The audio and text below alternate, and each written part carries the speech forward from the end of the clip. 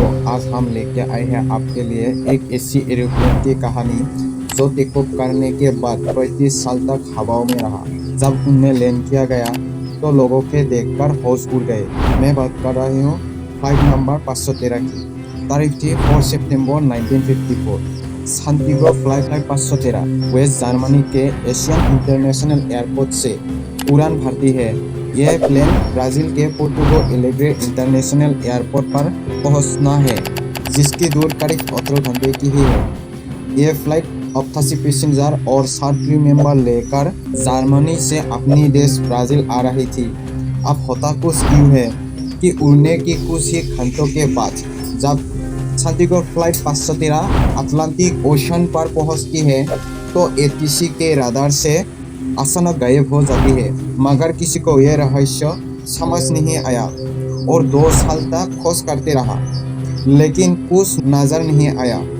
अब आती है तारीख 12 अक्टूबर 1989।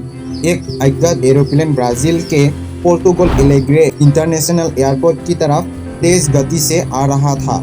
जब एटीसी के रडार पर पता चलती है तो अज्ञात प्लेन से लगातार संपर्क करने की कोशिश करती है, मगर प्लेन से कोई जवाब नहीं आता।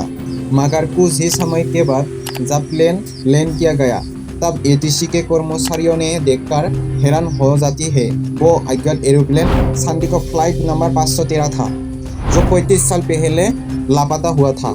एटीसी के कर्मचारियों ने हैरान तब हुई जब फ्लाइट के अंदर जाकर देखा पूरी प्लेन कंकाल से भरा हुआ था।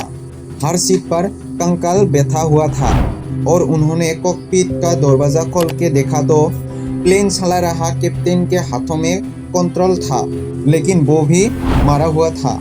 उसका शरीर भी कंकाल बन चुका था। आप सबसे हैरान कर देने वाली बात यह है कि आखिर 35 साल तक ये प्लेन था तो था कहाँ, जब एक भी इंसान जिंदा नहीं है। और प्लेन जमीन पर सही लैंडिंग कैसे हुआ? आज तक यह सवाल बस एक सवाल होके ही रहा।